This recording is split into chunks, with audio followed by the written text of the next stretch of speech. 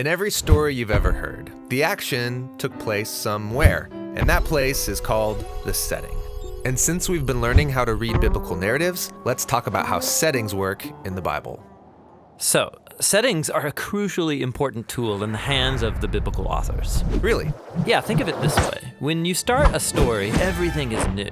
The plot and the characters are a mystery until things unfold. Yeah, we have no idea what to expect. Except, authors can use the setting of a story to prepare you for what's coming. How so? Well, let's say a story begins in a courtroom. What do you think is going to happen? I expect a story about crime and justice. Yeah, or how about the setting of a dark, old, rundown house? Oh, something scary is about to happen. Exactly. So settings evoke memories and emotions because of other stories you know that happened in similar places. The authors know this, and they can use settings to generate expectations about what could happen in this story. And a good author will get creative with settings, and he'll mess with your expectations in order to make a point. This happens in the Bible? All over the place. For example, think about the setting Egypt in the Bible. Yeah, big Middle Eastern empire on the Nile. Sure.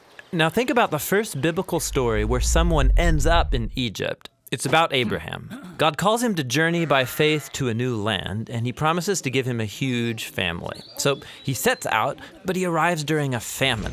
Now, is he going to trust God and stay in the promised land?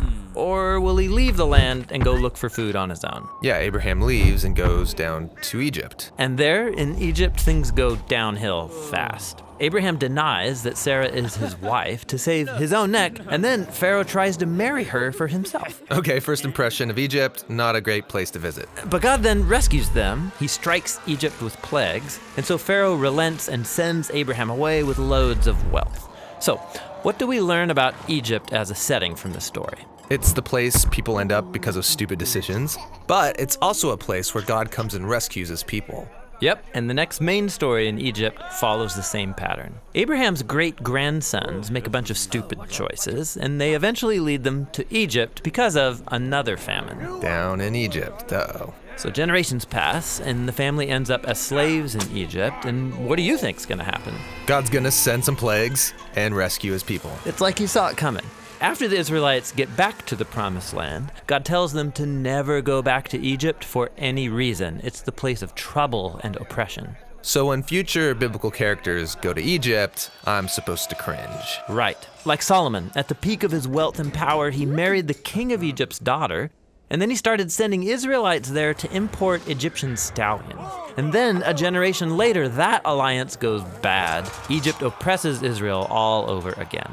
So biblical settings carry with them all these memories of previous stories, which create expectation. Yeah, it's a brilliant literary device to infuse stories with meaning.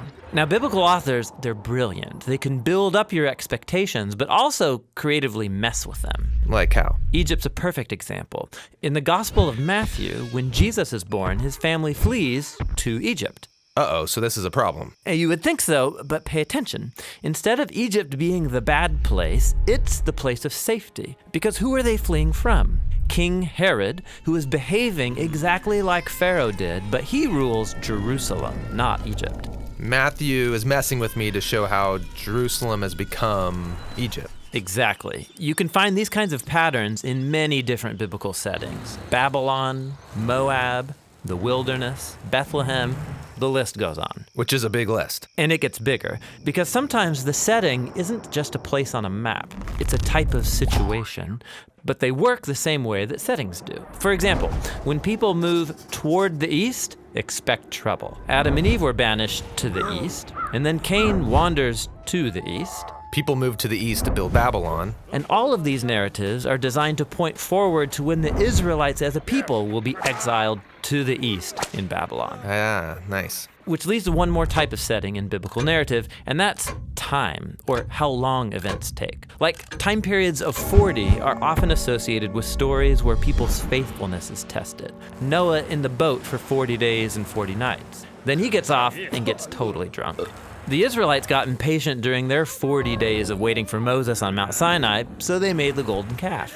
Or after the Israelite spies investigate the land for 40 days, the people rebel, so they have to wander in the desert for 40 years. But then there's the story of Jesus, who was tested in the desert for 40 days, and he reverses the expectation. He overcomes the test. Exactly. Across the whole Bible, places, situations, and time periods become full of meaning by evoking memories and setting expectations. And the New Testament authors reuse all of these settings to show how Jesus is the one carrying our world from the garden, out of Egypt and the wilderness, and into the new creation.